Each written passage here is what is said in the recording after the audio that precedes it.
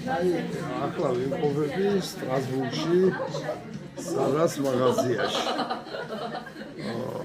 საფრანგეთში რა თქმა უნდა, აი ზარა. აგითეთ ზარა ნუ ერთ-ერთი საშუალო დონის მაღაზია ითვლება ევროპაში. ნუ საქართველოში საერთოდ პირველი დონია და ახლა რა მინდა რომ ვთქვა.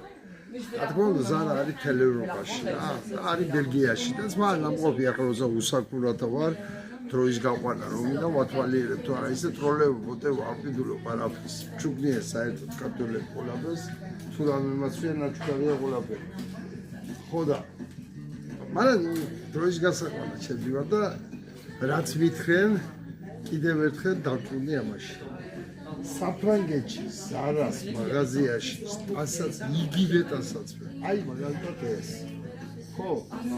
ეს მაგალითად საფრანგეთში ახლა ის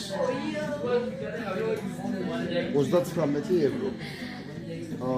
ბელგიაში ეს ეგირება 45 евро მაინც. მეტი თუ არა ეგირება რაღაც 100 მაქსიმს რა და ნებისმიერ ტანსაცმელები ასეა. ეს რას ნიშნავს იცი? საფრანგეთში ზარას მოგება უნდა ყველგან და საერთოდ ბიზნესმენის წესია, მიტოა ის ბიზნესმენი რაც შეიძლება მეტი ფული იშოვოს. ეს ჩაულებია ის სახეზე. მაგრამ სახელმწიფო ფრანგულ სახელმწიფოში რადგან ბელგიაზე ნაკლები ხელფასებია, მას არ აძლევს საშუალებას ზემოგებაზე იმუშაოს. აი ზემოგებაზე რო სანამ იმუშაოს, ამის საშუალებას საფრანგეთის სახელმწიფო არ აძლევს ინგლისის სახელმწიფო, არ აძლევს დანია, არ აძლევს ბელგია. მისი შესაბამისად აქ მას მოგების უფლება. რა ხელფასიცაა იმ ქვეყანაში.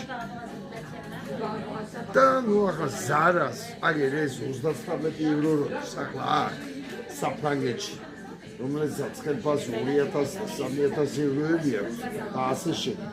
ეს ახლა საქართველოში 39 евро არის ალბათ, რა ვიცი, სამზე გავამრავლე, აი ჯანდა 40 ვიღოთ და ხო თუ 95 ცენტი იქალა 40 евро სამზე გავამრავლე და არის 120 евро, ხო? აი ეს ახლა ზარაში საქართველოში ეგირება 400 евро. იმიტომ რომ სახელმწიფო აძლევს ამის საშუალებას და გაატყობს ხალხი. იმიტომ ის ბიზნესმენი მას ფული შოვნა უნდა, იმიტომ და ის ბიზნესის მაგაში არაფერი არა გასაგები, მაგრამ შეიძლება მოტყურო ხელისუფლება რო გქვია და აფთიაკი იქნება, ეგრე არა იქნება თუ სადაზღვევო კომპანია იქნება თუ ბენზინი იქნება თუ რაც იქნება, რო აძლევ ამის საშუალებას და ატყაებიებ ხალხს შეხარ